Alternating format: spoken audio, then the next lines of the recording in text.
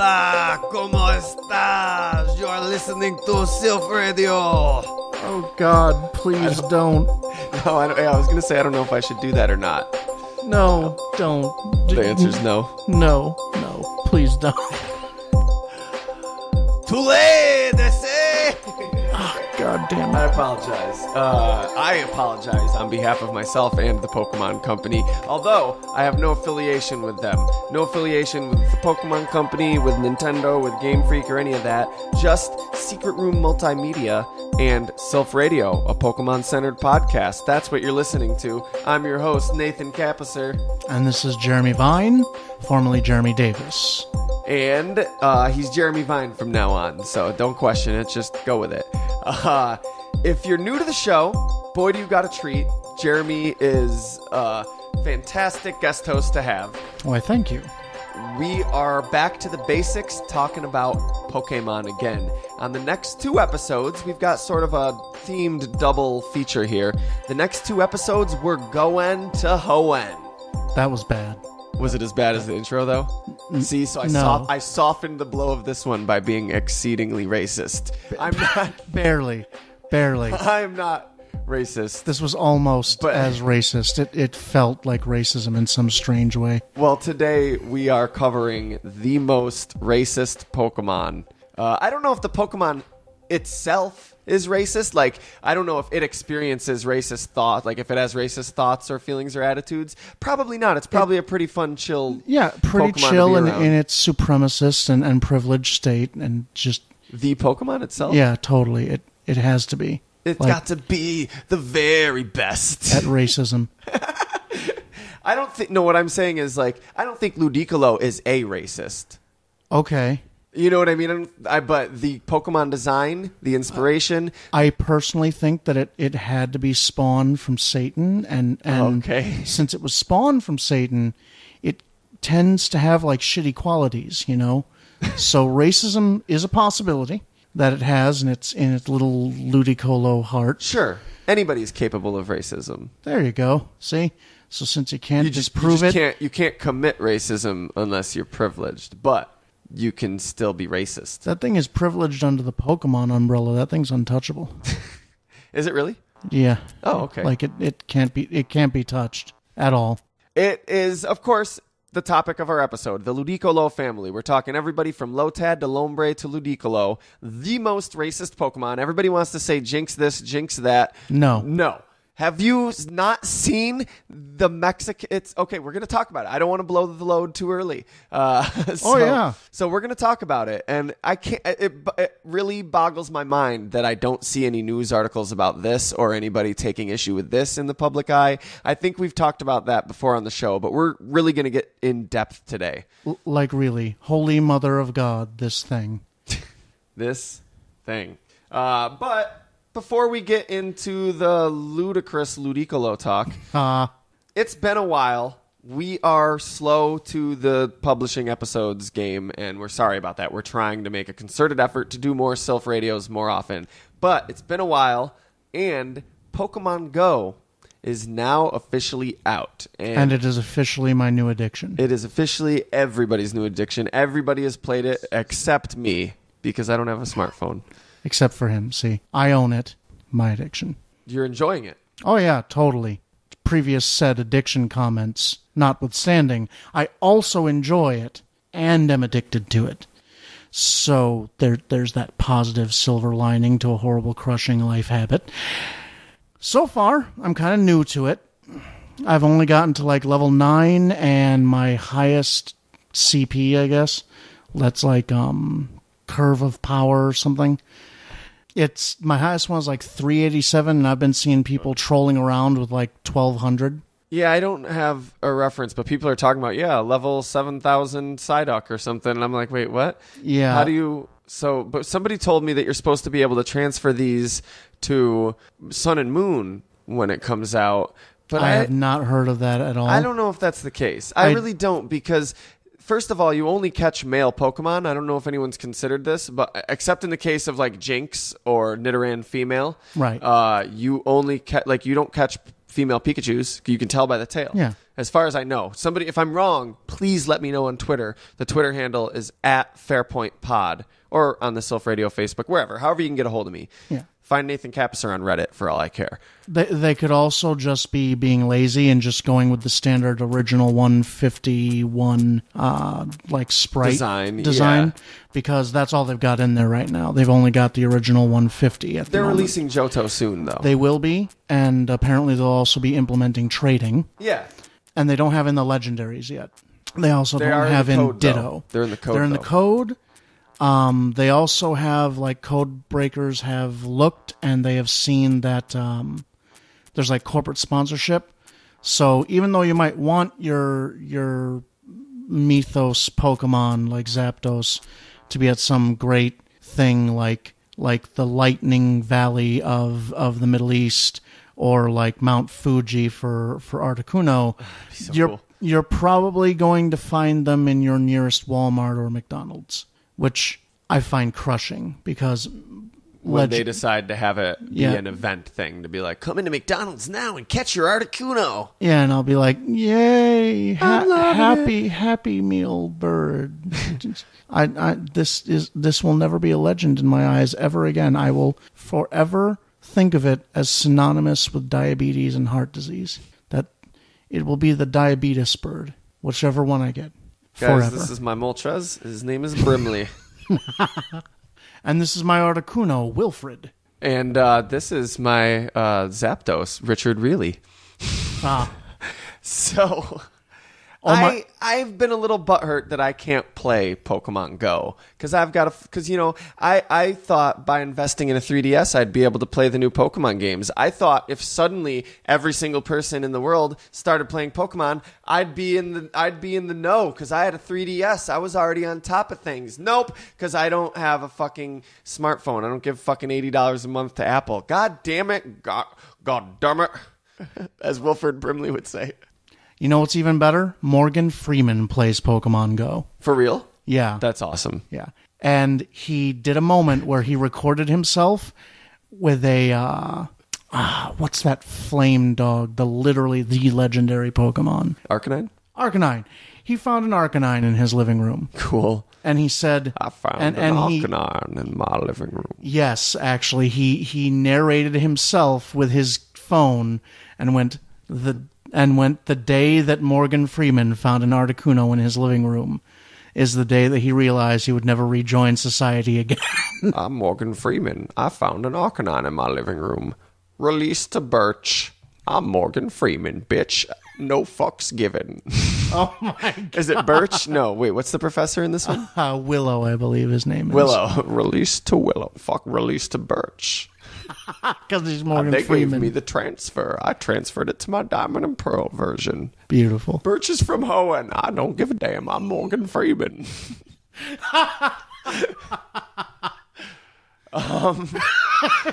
Hillary, did you see Hillary Clinton? Hillary Clinton's like, I don't know who created Pokemon Go, but I want them to Pokemon Go to the polls or something like that. What? Oh my God. This is so bad. No. It's so bad. Bad, Hillary. Bad. Go back to your cave. Just stay there. Stop bothering the townspeople. Right? Maybe if you go to the polls, you can catch either Groudon or Kyogre, depending on which team you're on and how you want to destroy the world. Yeah. Like, no. Oh, sick Dude. burn! Anyway. Because he picked, the fire Speaking of one. which team you're on, which team are you on, Jeremy? I hated them all, honestly. Okay, well, like every last one of them. glad to hear that. But when you get to level 5, they pretty much are like, pick a fucking team. Or we shave you when you're asleep. It was either, go under the teachings of Sun Tzu and the Art of War, which is Team Red. They call it Valor. Now, wait, do they actually describe what these teams stand for in Yes, the game? they actually do. do. They do? Yes. I think I read it then, but I thought it was just somebody... Okay. So Team Valor is all about fighting, power in the battle. Team Yellow... Instinct. There it is. Thank you. Instinct. It follows nothing to do with instinct, so therefore my instincts told me to ignore that it was ever named that. it goes off of eugenics. So all about eggs and hatching them. Like, they're all about crazy egg hatching. Team Mystic, they try to give it like a... We're like the people for self-improvement shit. But really, they're all about evolution. So one studies the art of battle. One studies the art of egg hatching. And one studies the art of metamorphosis and evolution in Pokemon. Yes. I hated them all. But out of the 3 heads of the demonic hydra, I picked Team Mystic because I'd rather not try to enlist the symptoms and problems that are inherent in eugenics. And I'd rather not just see my Pokemon pals as tools of rampant and wanton destruction upon the land. I've got a little theory about Pokemon Go. Stop me if I'm just being a little bitter as an outsider to the whole thing.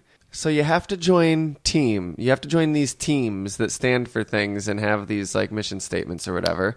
I know where this is going. You have to just collect massive stockpiles of the same Pokemon heartlessly and coldly.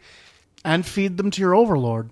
Yeah, and then just send them when you don't want them anymore. You just send them to Willow. Send it to Willow or Morgan Freeman. Oh, it's worse.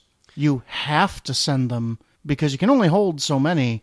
And you send that Pokemon to Professor Willow, and mysteriously you get candies named after the creature you sent there to feed to make the them one evolve. that you want. To make them evolve by some unnatural, weird means, not by bonding with them. To make them stronger and to evolve. Yeah, to make them, And then also you conquer gyms and take over gyms and stuff. You know it's like what? Capture the flag. This all.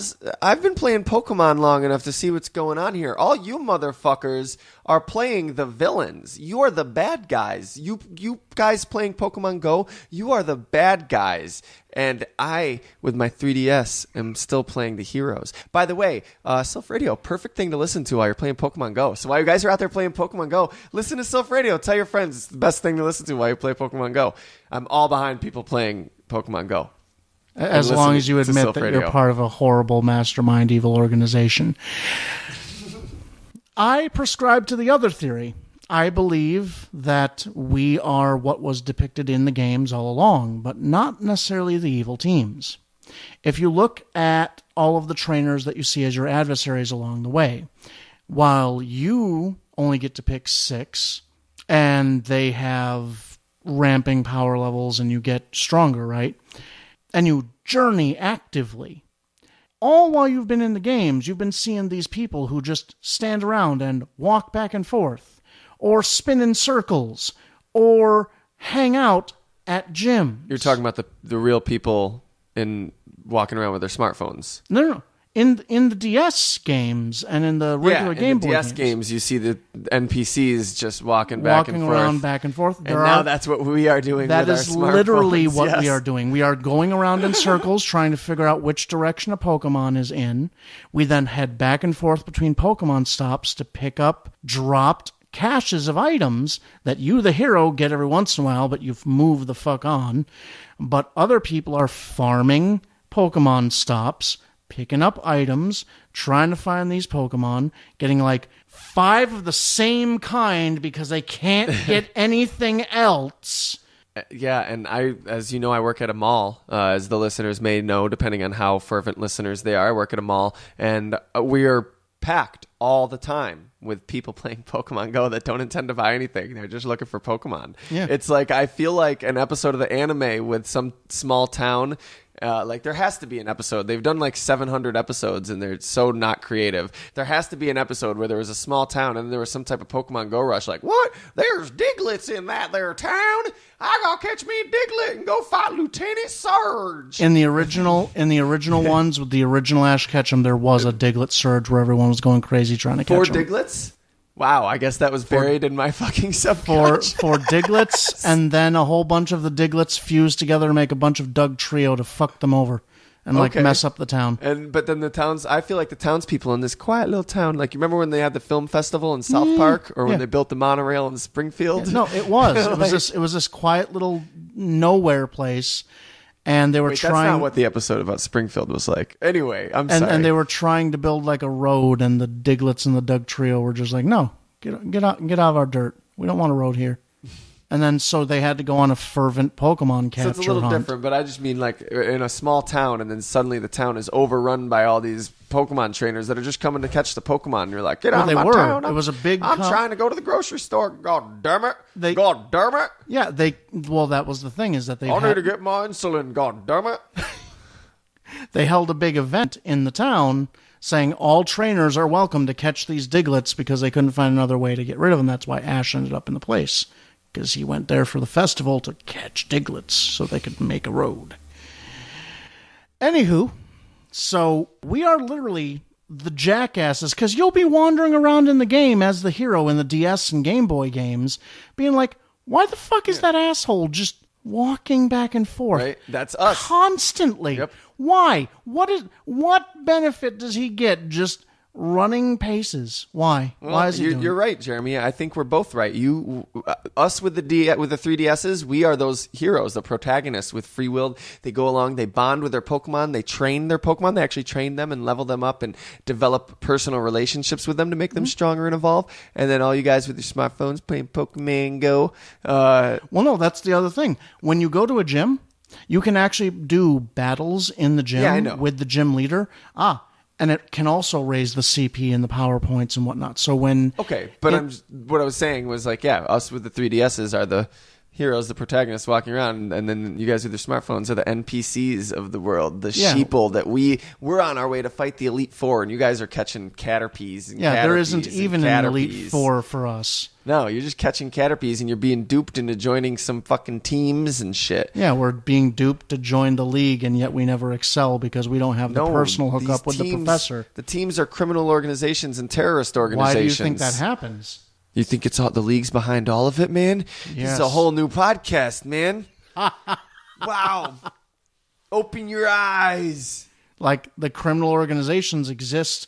Criminals always exist because of an inequality in their system that they rail against eventually. Have you seen the first unknown on the list of unknown? What's it look like? What's it look like? The first unknown. If you look at the whole list of unknown, what is it? A pyramid with an eye at the top. Illuminati confirmed. Why else would it be the first one? Don't give me that it looks like an A, goddammit. Don't tell me it looks like an A, goddammit. Oh, God. So, no, it just... That shouldn't have brought up Wilford Brimley, Jeremy. I brought up Wilford Brimley, didn't I? Yeah, you did. Sorry. For the love of God, we're those... No, you did. You said diabetes. Yeah, and it's you true. Said it like that. Anyway. I did say diabetes. And for the love of God, we are those jackasses just running around. Somebody's going to get frustrated, and they're going to just like steal other people's smartphones, take their data plan, just take stuff, figure out what the hell their network is. And then you'll see some kid with a 3DS, and he'll be like, hey, stop that. I'll beat you in a Pokemon battle. And they'll be like, oh, I can't. This is just a bullshit app game. They don't really fight. They don't battle. Sorry. Yeah, so they automatically win, and there's nothing for you to gain, so they keep on moving ahead.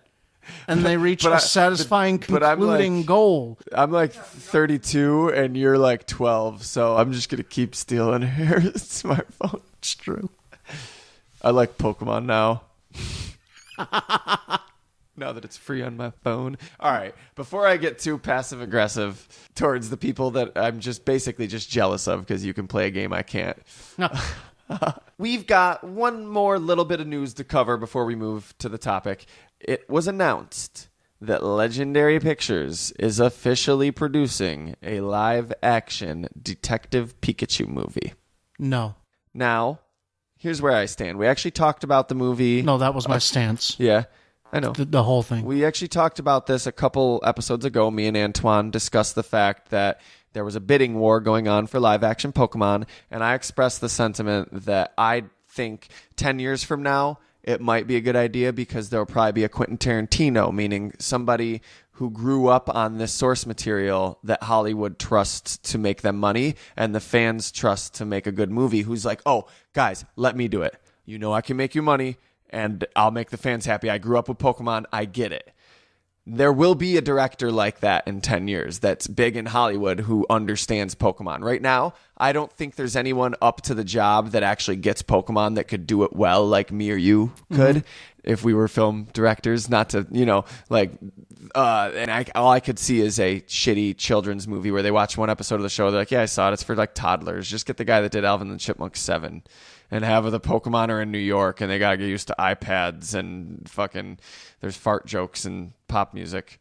My problem, actually, my skepticism is the technology itself. There are some very unique, interesting designs that are very particular with Pokemon. And if you fuck it up, there will be no immersion that will be possible enough to make it seem like anything less than hokey and unbelievable. Well, this is kind of why I wasn't sure how to feel, but I'm starting to feel better now that it was announced that it's going to be a Detective Pikachu movie for a few reasons. Number one, we know it's going to just be Pikachu. They don't have to worry about, do we do more realistic depictions of them? Do we do this? No, because it's probably just going to be Pikachu.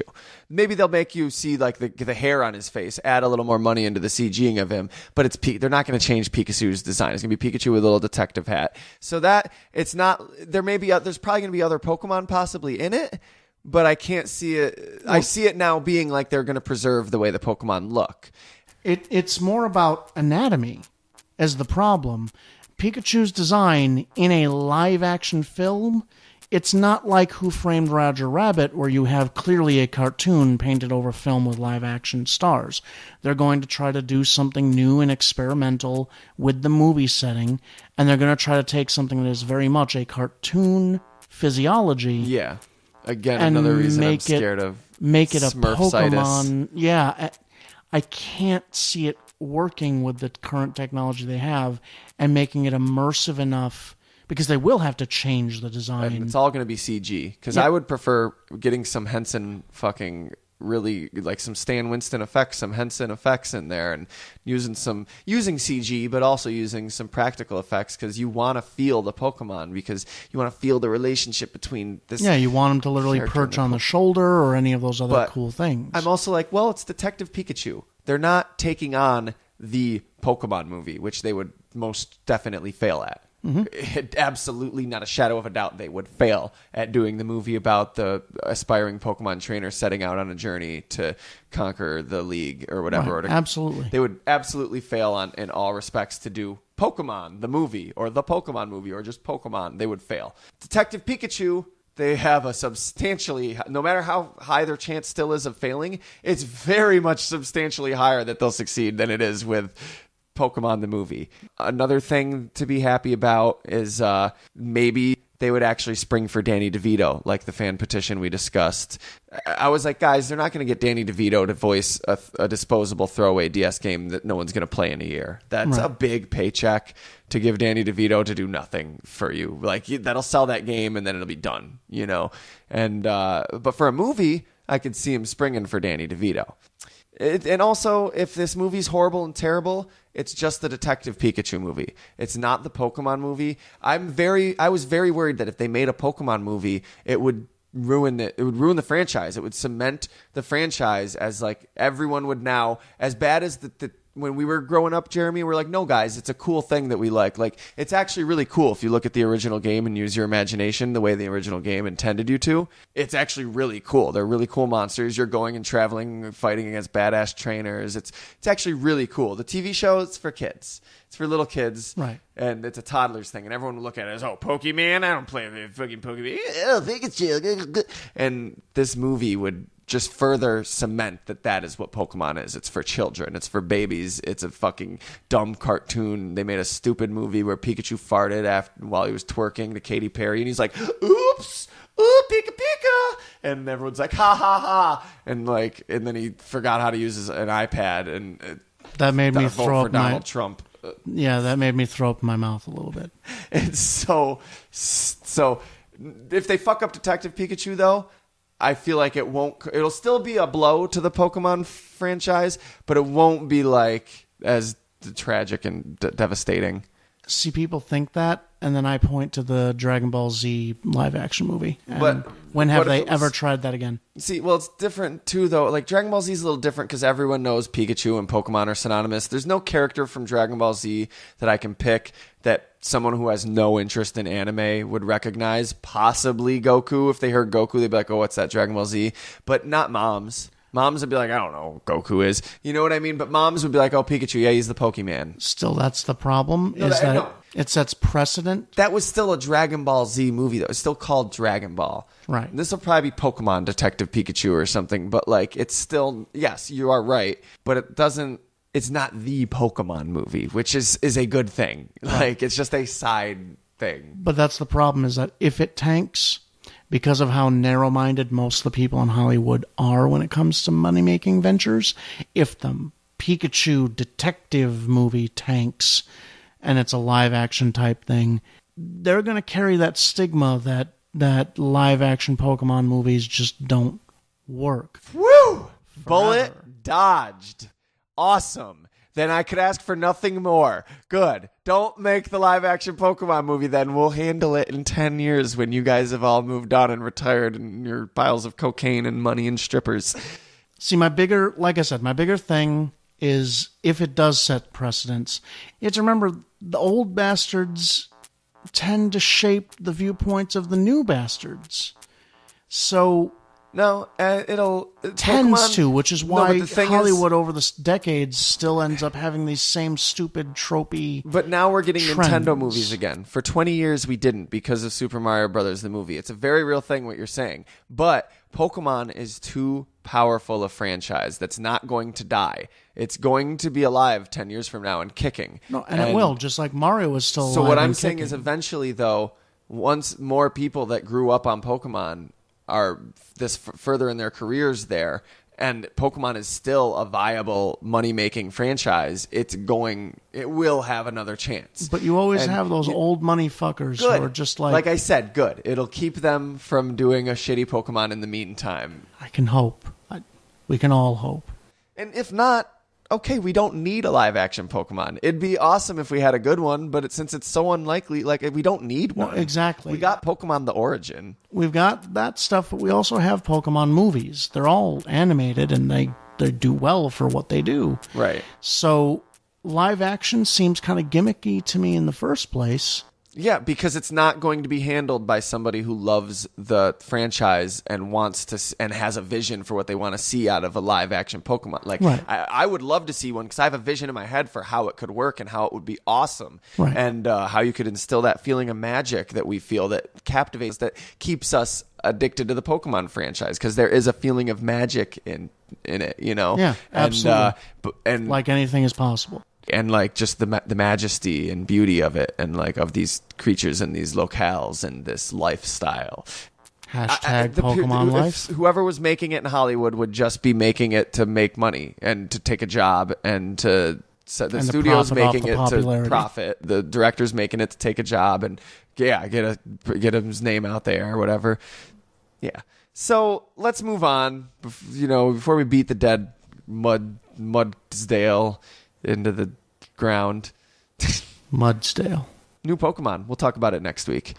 Let's jump in with Pokemon number 270, Lotad. The wetback Pokemon.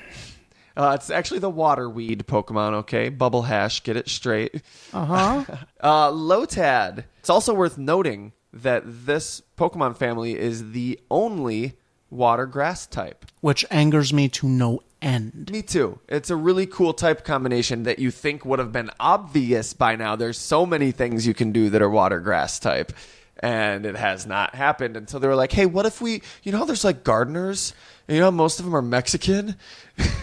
I honestly believe that there's a conspiracy to hold back using more of those to force people's acceptance of Lotad and its family evolution.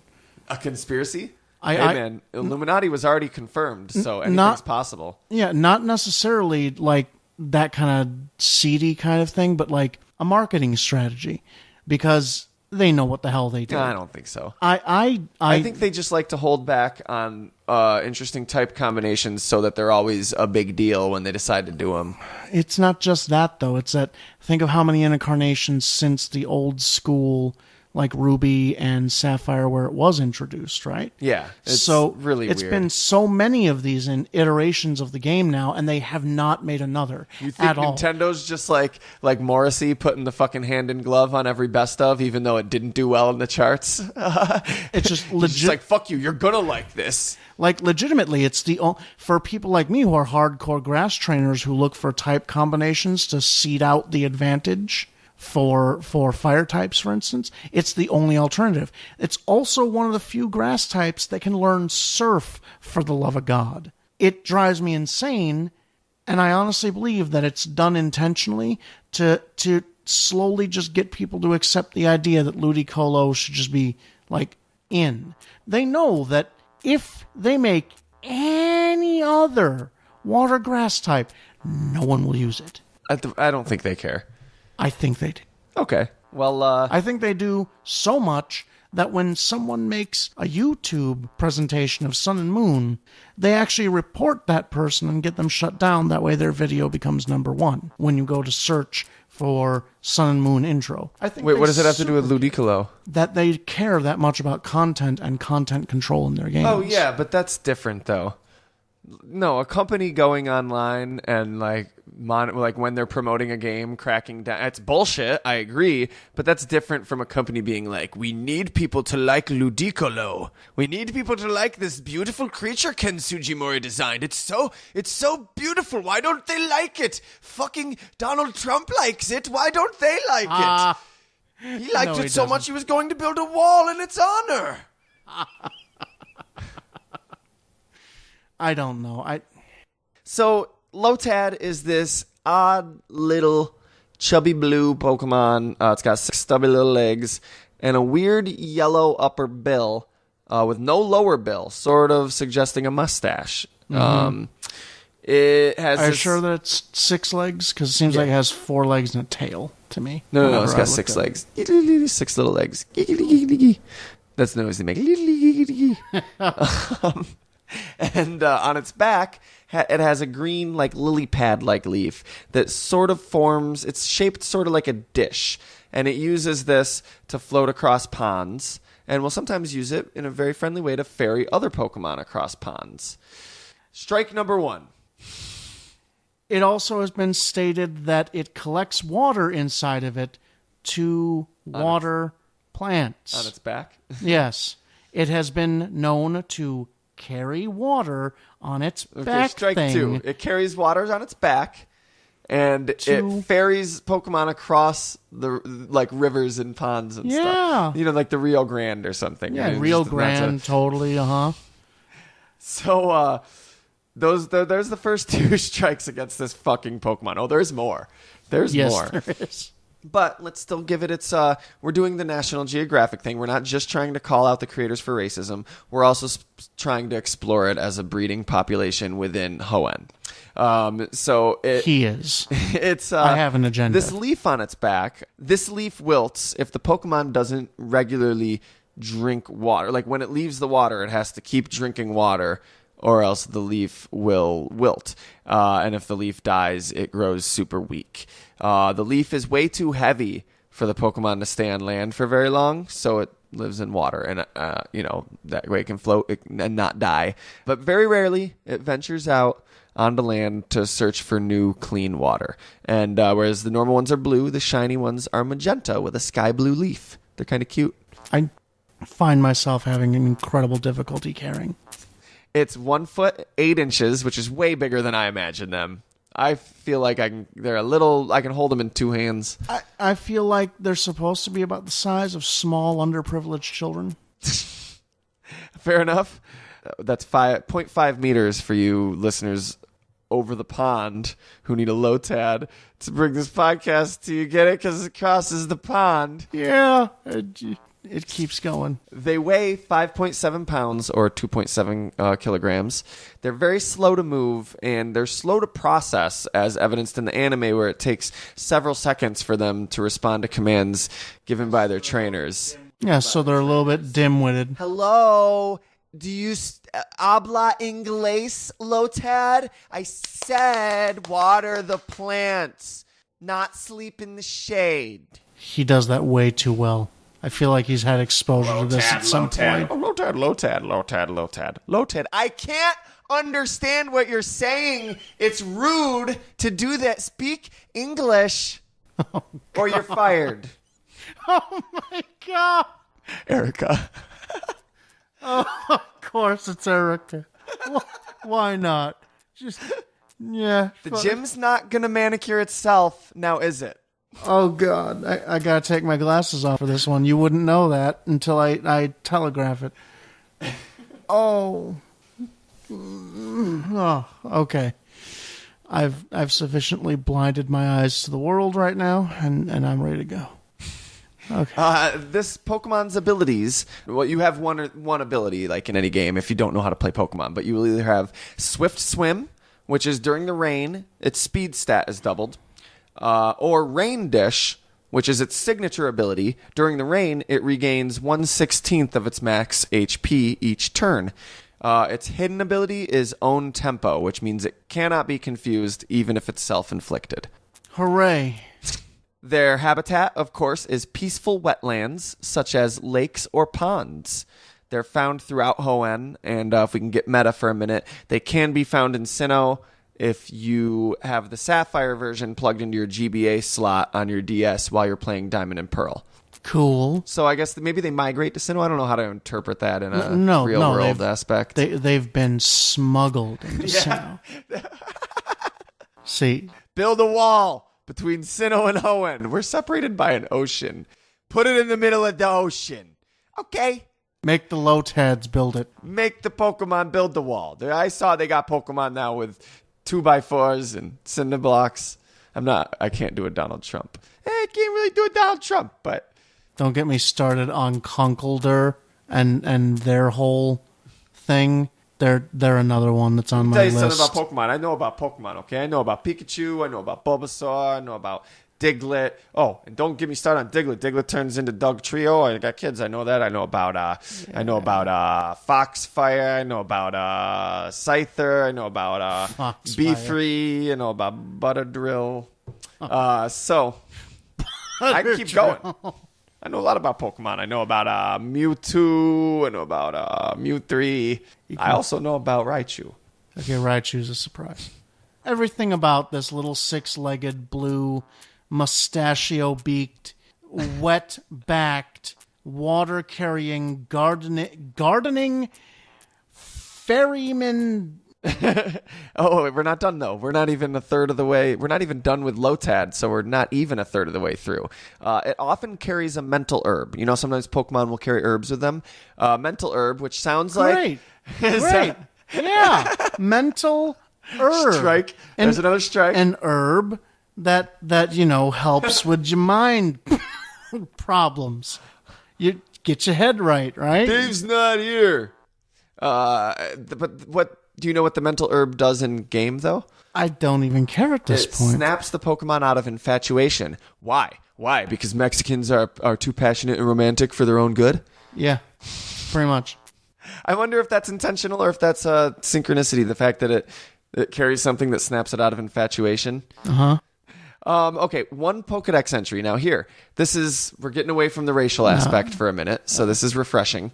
Okay. We can I bet you 10 to 1 that I can link it to something racist. Well, we can gripe about it without griping about the racism. But anyway, one Pokedex entry says, Lotad is said to have... Hold on, I got to do it right. Lotad is said to have dwelled on land before. However, this Pokemon is thought to have returned to water because the leaf on its head grew large and heavy. It now lives by floating atop the water. Ah, yes. Now, what do you call that in scientific circles? Gradual change in a species over a long, very, very long period of time. Ah, yes, metamorphosis. That was good. Metamorphosis. So Lotad evolves to Lombre at level 14. Okay. Lombre. Yeah. Yes, this Pokemon is named Lombre. Strike, whatever. Yeah. I've stopped counting. Let's dissect this name for a minute, though, because as with a lot of things in Pokemon, there's actually a lot more there than there is on the surface. This Pokemon is not just a racist caricature, but it is a racist caricature. It's kind of like we were saying with Jynx. There's a lot of very legitimate, undeniable influences to Jynx that have nothing to do with racism, that have to do with mythology and stuff. Same thing with this Pokemon. And what's amazing, though, is how many influences they'll put into just the very simple name of the Pokemon. This Pokemon's name is Lombre. First of all, the obvious one, hombre, which is Spanish for man. And believe me, if you Google image search this guy, if you don't know what he looks like, and yeah. Second of all, though, sombre, I don't know how to pronounce French words, is French for dark, and this is notedly a nocturnal Pokemon. Also, le ombre, literally its name with just an apostrophe in it, is French for the shade, where this Pokemon likes to relax. Anyone swallowing any of this bullshit. Well, it's got the sombrero that makes shade. I will totally choke them with a sock. No, but that's really interesting, though. Like, I'm not just trying to... It's amazingly interesting. So their name derives from hombres who rest under the shade. Like I said, okay, we unpacked the name. Let's pack it right back up and leave it in the bottom of the closet. Yeah, close the door. No. This Pokemon species is the jolly Pokemon.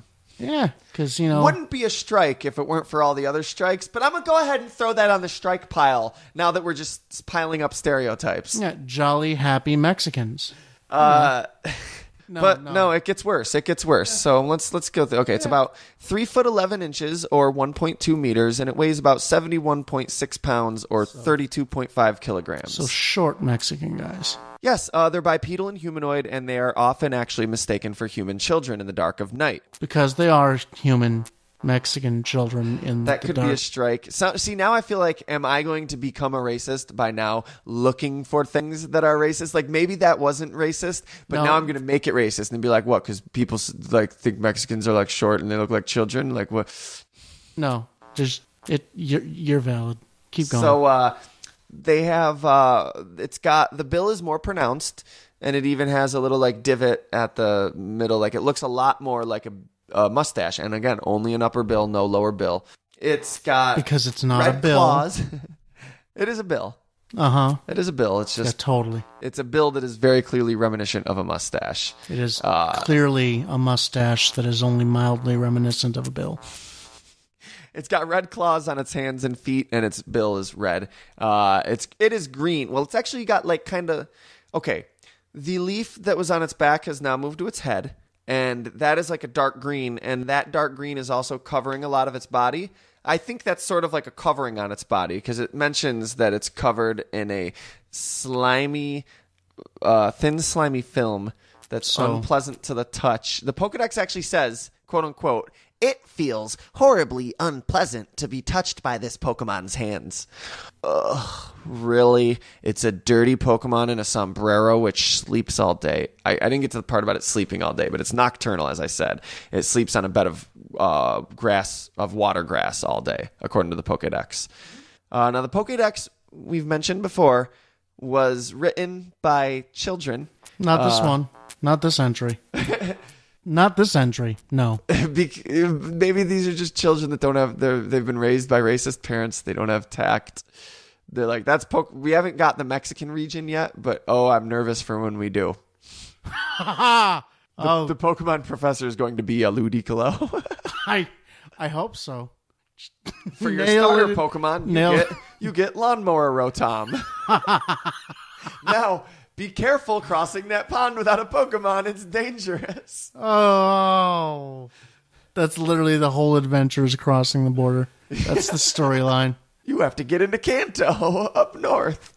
Jesus, help us. Then maybe you can get past them to Johto, where they're a lot more liberal. Yeah, no. So, no, because they're constantly hunting you with its eyes are half closed, too. Oh, yeah, they are half closed. He's very sleepy. It's a playful trickster. Sometimes when it's underwater, it'll like to like tug on fishing lines, like jump out of the water like baby Jason and startle people. So sometimes it'll fuck with you, just a Yeah. little. Fuck with you, fuck around with you. So playful Mexicans. It lives at the water's edge where it's sunny, and it eats the moss that grows on the rocks at the bottom of the riverbed. So it likes to hang out near the beach. Yeah. And just look at it. It's the most obviously Mexican, like more so than the next evolution. No, the it next isn't. evolution. No, it isn't. They're both in their own way. You're right. Yeah. Well, let's get there, I guess. It evolves to Ludicolo when exposed to a water stone. Yeah. So when you use a bong to get it high, that's what a water stone is, right? When you get high off a water pipe. Sure. Whatever. Hit it in their face with a wet rock. Kirby's like, I've checked out. I checked out after Pokemon Go. To be honest, it was like Detective Pikachu movie, Lotad, Lombre, Ludicolo. I'm out. Can we do the next week's now? This I hate Ludicolo so much. It's ludicrous, and it resembles a colocynth, which is this desert fruit, or a pineapple. Yeah. Its Japanese name is Run, Papa! Run, Papa, run! Donald Trump's militia is after you, Papa! Yeah, get across the border before it's too late. Run, Papa would probably be how it would be pronounced in Japan. No. It is the carefree Pokemon. Ay, Dios mío! Enough! Carefree. It's the carefree Pokemon, guys. Yeah. Now realize that it finally has a bottom bill. Finally. It has a whole full bill now. It's kind of like a pineapple. It's shaped like a pineapple, and it has like a pineapple on its head. It is a pineapple, and it has like a pineapple-y stalk on its head, which is clearly meant to be an even bigger, obvious sombrero. The leaf, of course. It's still the leaf that's on its head. It also... And now it doesn't have the split, so it's not a broken sombrero, so you're a little bit less... shitty. Now you got the full ring going on your wonderful sombrero pineapple duck. And it's got like this shaggy tan and brown striped pelt, which resembles, a pineapple, but also a poncho. A poncho and a hairy Mexican. Oh, yeah, because it's hairy now suddenly. Strike, strike, strike, strike, strike. If this was baseball, the game would have been over. Luckily, this isn't baseball. They would have shot the referee. There's no crying in baseball. But there are guns. That's just a reference. I had no place using it. I'm just like that. It means nothing. Anyway, this Pokemon becomes more powerful when it hears festive music. It loves the dance. If you look at the Ken Sugimori art, it's like totally doing jazz hands. Yeah, Ariba, ay. Oh yeah, when if children are out hiking and they sing, it'll come like closer and join in and shake maracas because it fucking did that. It's got those little like those little click snappers things. Brock managed to get one, and it loved to dance around with maracas. Ugh. With that Ludicolo voice from that one actor who also did the Adam Lion Cartoon Network show where they had like the goldfish for a coach. I don't know, because it sounds like Butch. It sounds like the guy from Miss Doubtfire, in Independence Day. Oh, forget my lawyer. Yes, that guy. Sounds like Bruce Valanche, kinda. Yeah, like that. They made his voice like that. So a festive, like a 60-year-old smoking Jewish man. Sorta like they should have made the Pokemon from our next episode be Jewish, and then we could have had a double episode racist double feature. Luckily, the next one's not racist, but if they had given it that voice, it would have been. It's got a big nose. Here's the even better fun part with the Brock one. It loved to party by shaking maracas, and it loved to hug up during festive times all over the males with that voice. So weird. What are you even trying to say, Pokemon? Like, what is this Clearly, thing? It was a festive, hairy, gay Mexican. Okay, I do want to say one thing that's kind of cool. It says that, like, apparently its cells literally become more energetic and active when it hears the festive music. Great. But this I think, is a reference to how plants can flourish and grow better when you sing to them, which is, I think it's cool how Pokemon can weave so many influences into one thing, which we're going to talk about here in a second. Because Mythbusters proved that they prefer heavy metal. Oh, really? Yeah. Wow. Like heavy metal actually makes the plants grow the best. Crazy. Like the screamy type too. Like yeah, that's interesting. I wonder why. Because grass is metal. It is dark. It is angry. Wonder why? Because it makes you grow up. God damn it! No, it's because it's pissed. Put some hair on your chest, like Ludicolo, like a water stone for Ludicolo. Yeah. Yeah. No, it's because the plants are pissed. Look at what we do every day. Look what we have the Mexicans do to them every day. Right? Don't you see they're always like headbanging? Yeah. Headbanging in the wind. We think it's the breeze. No, they're composing their own metal symphonies. Yeah. So it is actually fascinating, though, how many things are tied into this. So this Pokemon isn't just a Mexican stereotype. Now it is. Most assuredly so, most definitely is a Mexican stereotype. Also, it is also a Kappa. No, it isn't. Not even remote. No. What? How can you say that? Kappas have the beaks of turtles. Kappas ducks. have beaks of turtles, and it has They a duck have beak. a bowl on the top of their head. It does have a beak. Okay, they have a bowl on the top of their head. And They also have turtle shells, webbed hands, webbed feet, large tails, and eat cucumbers as a big primary thing of their lives. Clearly, though, the idea of this Pokemon with a fucking leaf on its head that carries water that has a beak is influenced by Kappa. Don't deny it out of being, like, having a grudge against the Pokemon. Here's a fun little... Let's explain to people what the Kappa is. Okay. It's a yokai. You know what a yokai is, right? Yes, I do. They're like the real life Pokemon. Like they're the spirits that inhabit spirits, demons, and monsters throughout Eastern lore. Like Pokemon, it's not narrowed down. Sometimes they're very animal-like. Sometimes they're like fairies or nature spirits. Sometimes they're demons. Floating umbrellas that are on fire with one Cyclops eye and a giant 4-foot-long tongue with a human foot sticking out instead of a regular umbrella cane. Yeah, and sometimes they're a ghost or like a dead person, you know, like there's very many. Twisted thing I just described. Or that again. The Kappa is a specific one. As we said, it's like a turtle. It's reptilian. It's got a bowl on its head, like either into its head or on top of its head. It's like a dish-shaped feature. It's scooped into its skull. There's many different depictions, but yeah, that's the most common one. And when it leaves the water, it has to keep that full of water or else it will die. Just like the Lotad, which has to stay hydrated or else it'll die when it leaves the water. Sometimes it just becomes paralyzed in some mythologies. Yeah, they vary. They're tricksters that they like to play harmless pranks, you know, like pulling on fishing lines or looking up women's dresses or drowning children or raping women. Oh, yeah, sometimes they're not all fun and games. Yeah. They apparently really like to drown horses, but if you catch one in the act, you can make them apologize. You can make them give you an apology. Mm-hmm. An apology in writing, excuse me.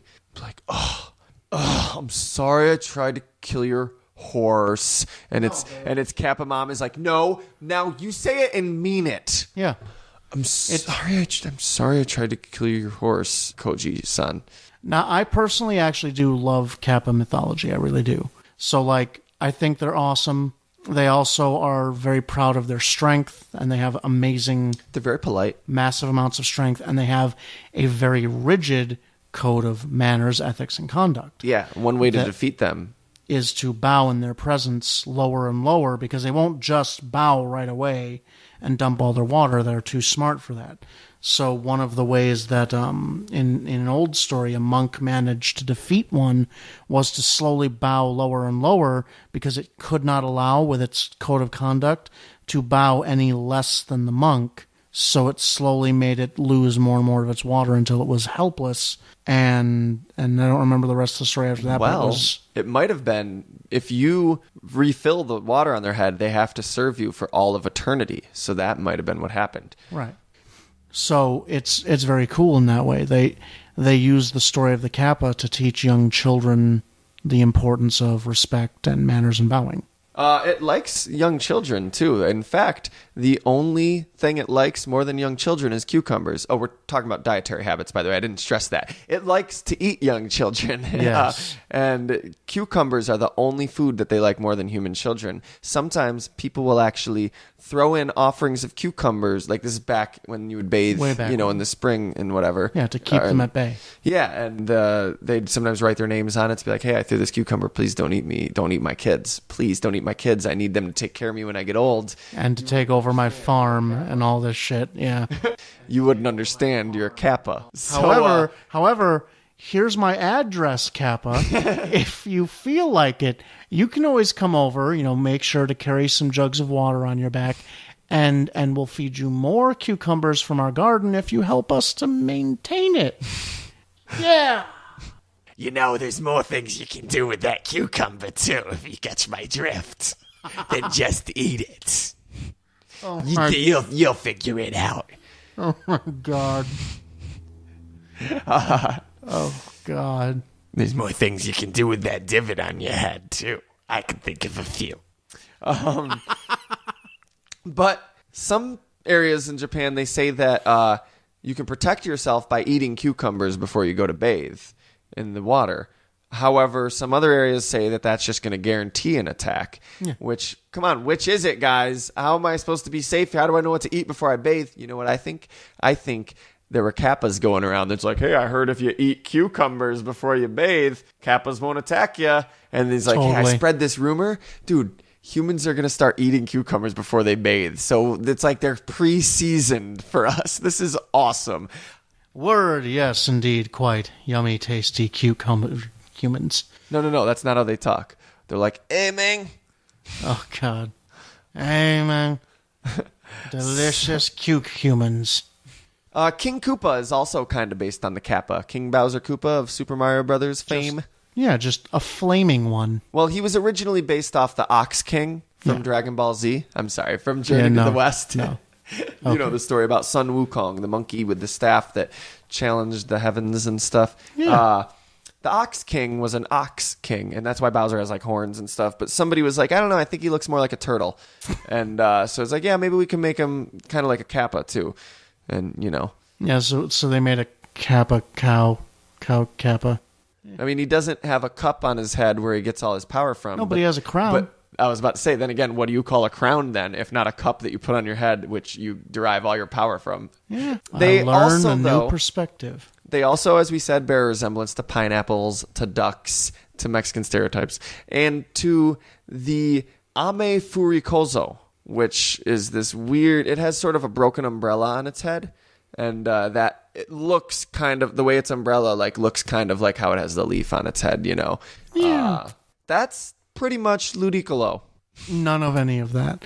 More of the earlier stuff with the pineapples and the racism and the needing to be shot out of a cannon into the sun, where it will probably live a very happy life of dancing on the festive sun. Wow, I was playing Pokemon Go today, and it looks like I caught a Mexican.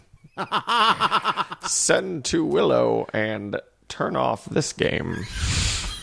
Right in my pocket. As we mentioned, this is the first part of a sort of like two-parter thing. Next episode of Silph Radio, we're going to be discussing the counterpart. I don't know if you know how certain Pokemon have counterparts. There'll be a 3-stage evolutionary line that uses a stone to evolve. Oh yeah. And then that you can only get in one version. In the other version, same thing with different Pokemon, or that you have to trade. Abra and Machop, for example. Right. Next time, we're going to be talking about this generation's counterpart to Ludicolo. Luckily, not as racist. Not at all racist, from what I can tell. It is the Shiftry family, of which I personally love their derived form. Yes, it's going to be a lot of fun talking about them. They're also based on a yokai. They're also a 3-stage Pokemon that needs to evolve with a stone at the 3rd stage. They are available only in Ruby, whereas this one's available only in Sapphire. And it's going to be a fun episode, so we hope you'll tune in. You have to after this. Yeah, actually you have to. It's mandated by law. By law, and just, I need to know that there are listeners out there who will help me get through what I just endured in this show. by listening to much better content in the next one. And in the meantime, if you're not familiar with our other show, please go check out Fairpoint Podcast. You know what I do? I usually sleep on it when I know that podcasts I really love, the members do other podcasts. And it's kind of dumb of me. I shouldn't do that because I would totally enjoy it if I enjoy that podcast. Fairpoint has something for everybody. If you go look at the list of episodes we've done, you will find one that you enjoy. Except Ludicolo, who was not invited to enjoy any of it. Jeez, Jeremy. Yes, he is. He was created as a horrible negative. We can't blame him for embodying a stereotype. Yes, we can only blame the system that created the stereotype to begin with. Okay. So don't embody the stereotype of lazy podcast listener. Go check out Fairpoint Podcast. And also, please show us some love. Show us some support. Please look us up on Facebook. It means the world to us. We see every time somebody likes the page, even if we don't see your name because of your privacy settings, we see that our likes went up. And we're like, that's so awesome. It makes us feel so good. We post really great Pokemon fan art that we like on the page. I love the art. Seriously, it's really cool. Thank you, man. I don't do any of the art, but I try to find it. No, yeah.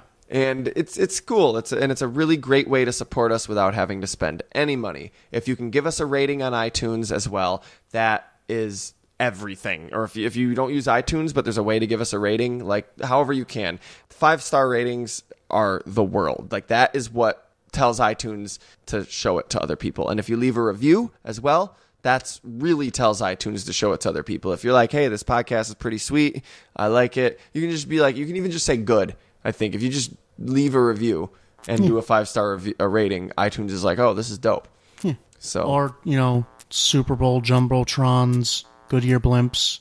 yeah, if you own one of them and you have you are willing to spend thousands of dollars to display Silph Radio, a Pokemon podcast with Nathan K and guest hosts on a blimp at the Super Bowl, that'd be amazing. That's a great way that you can support the podcast without having to spend billions of dollars.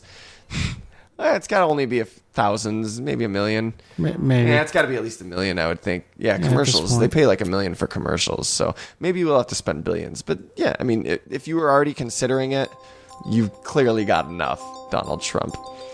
From the secret room, I'm Nathan Kappa. And I'm Jeremy V. And we both will talk to you next time.